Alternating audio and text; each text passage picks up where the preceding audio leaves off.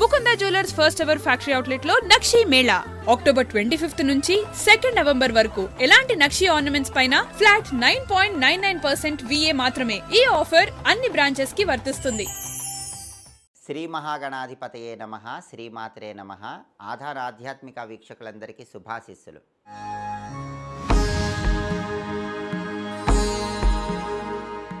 సంవత్సరం పాటు అక్షయమైనటువంటి అనంతమైనటువంటి సంపదలు కలగటానికి, సమస్త శుభాలు చేకూరటానికి, ఆర్థిక ఆరోగ్య కుటుంబ సమస్యల నుంచి బయటపడటానికి కార్తీక మాసంలో వచ్చే అక్షయ నవమి రోజు ఎలాంటి విధి విధానాలు పాటించాలో ఈ వీడియోలో మనం తెలుసుకుందాం. కార్తీక మాసంలో శుక్లపక్షంలో వచ్చే నవమి తిథిని అక్షయ నవమి, ధాత్రీ నవమి, ఉసిరి నవమి అనే పేర్లతో పిలుస్తారు. ఇది చాలా శక్తివంతమైన నవమి. 2025 సంవత్సరంలో అక్టోబర్ 31వ తేదీ శుక్రవారం ఈ అక్షయ నవమి వచ్చింది.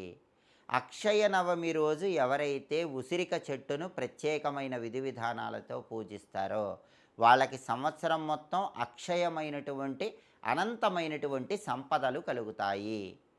అలాగే ఆర్థిక ఆరోగ్య కుటుంబ సమస్యల నుంచి బయటపడవచ్చు. కాబట్టి అందరూ కూడా కార్తీక శుక్ల నవమి రోజు మీకు దగ్గరలో ఉన్నటువంటి ఉసిరిక చెట్టు దగ్గరకు వెళ్ళండి. ఉసిరిక చెట్టు దగ్గర చక్కగా శుభ్రం చేసుకొని బియ్యం పిండితో ముగ్గు వేయండి. ఆ తర్వాత పసుపు కుంకుమ ఉసిరిక చెట్టు మొదట్లో కొద్దిగా వేసి ఉసిరిక చెట్టు చుట్టూ పుష్పాలు అలంకరణ చేసుకొని, ఆ తర్వాత ఉసిరిక చెట్టు మొదట్లో ఒక మట్టి ప్రమిద ఉంచి ఆవు నెయ్యి పోసి 9 ఒత్తులు వేసి దీపాన్ని వెలిగించండి. ఎందుకంటే నవమి తిథి కాబట్టి 9 ఒత్తులు వేసి దీపాన్ని వెలిగించాలి.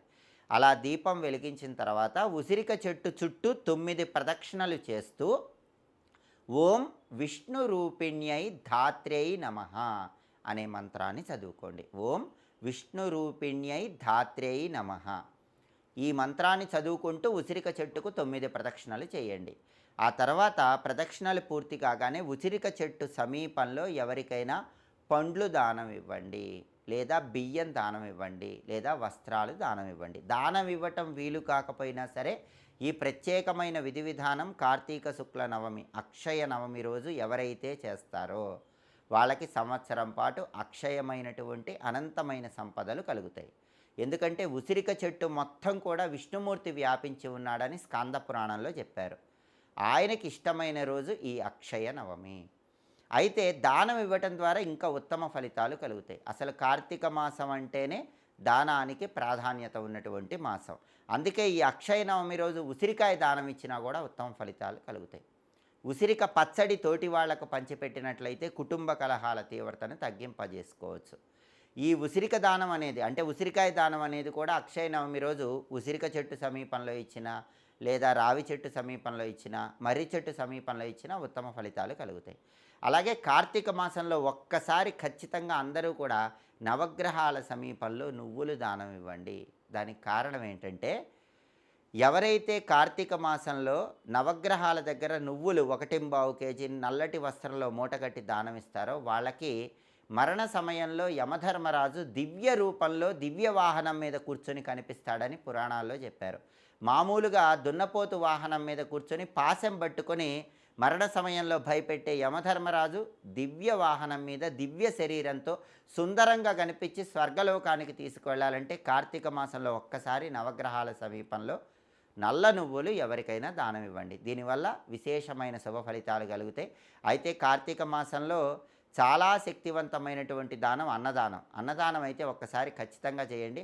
అలాగే కార్తీక మాసంలో ఎవరైనా సరే స్నానం చేసేటప్పుడు నదీ తీరంలో ఉన్నటువంటి మట్టి కానీ, లేదా ఆవు పాదాల కింద ఉన్నటువంటి మట్టి కానీ, అలా కూడా వీలు కాని పక్షంలో మీ ఇంటి ఆవరణలో తులసి కోటలో ఉన్న మట్టి కానీ శరీరానికి రాసుకొని స్నానం చేస్తే అద్భుత ఫలితాలు కలుగుతాయి. అందరూ కూడా కార్తీక మాసంలో వీలైనప్పుడల్లా నదీ తీరంలో ఉన్న మట్టి, లేదా మీ ఇంటి ఆవరణలో తులసి కోటలో ఉన్న మట్టి, లేదా ఆవు పాదాల కింద ఉన్న మట్టి శరీరానికి రాసుకొని స్నానం చేయండి. అద్భుతమైన ఫలితాలు కలుగుతాయి. కార్తీక మాసంలో ఒక్కసారైనా సరే శివాలయంలో ధ్వజస్తంభం దగ్గర ఆవు నెయ్యి దీపాన్ని వెలిగించండి. పరమాద్భుతమైనటువంటి ఫలితాలు కలుగుతాయి.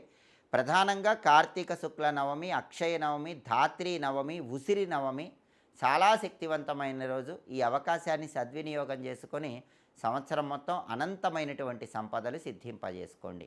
ఇంకా ఇలాంటి ఆసక్తికరమైన విశేషాంశాలు తెలుసుకోవాలంటే ఆధాన ఆధ్యాత్మిక ఛానల్ని తప్పకుండా సబ్స్క్రైబ్ చేసుకోండి. సర్వే జనాః సుఖినో భవంతు. స్వస్తి.